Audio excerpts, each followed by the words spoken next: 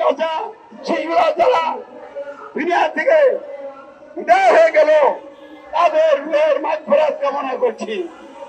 গত 21 তারিখ 1:13 উত্তরার মাইলস্টোন স্কুল এবং কলেজে বিমান দুর্ঘটনার মাধ্যমে যে মর্মান্তিক ঘটনা ঘটেছে এই জন্য দুঃখ প্রকাশ করছি এবং এই কচি কচা শিশুরা যারা দুনিয়া থেকে বিদায় হয়ে গেল তাদের রুহের মাগফিরাত কামনা করছি।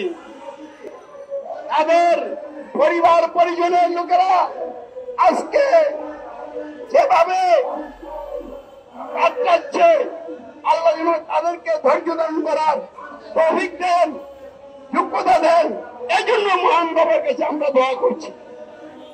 আর সরকার এবং সংশ্লিষ্ট দায়িত্বশীল যারা আছেন আপনাদের অবহেলার কারণে, আপনাদের সচেতনতা না থাকার কারণে এই দুর্ঘটনা ঘটেছে। মূলত আল্লাহর ইচ্ছা ঘটেছে, কিন্তু কার্যক্রমের জন্য আপনারা সকলে দায়ী, সরকার দায়ী এবং এই বিমান বাহিনীর সাথে যারা জড়িত, বিশেষ করে সেনাবাহিনীর লোকেরাদের সাথে জড়িত, আপনাদের এটা মারাত্মক ব্যর্থতা হিসেবেই আমাদের কাছে ধরা পড়েছে। আপনারা আর দায় চালাইতে পারেন না।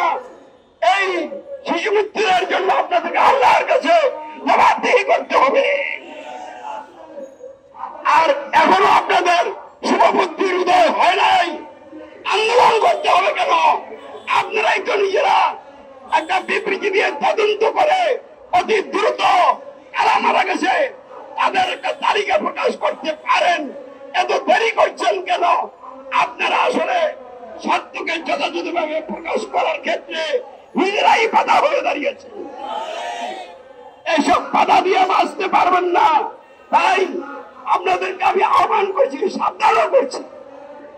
রাষ্ট্র কিভাবে চালাতে হয় আপনারা এখনো জানেন না, শিখেন নাই, বুঝেন নাই। আমাকে উস্তাদ মেনে রাষ্ট্র কিভাবে চালাতে হয় আপনাদের শিখতে হবে। আল কোরআন কি গাইডলাইন দিয়েছে সেই গাইডলাইন আপনাদেরকে জানতে হবে, বুঝতে হবে।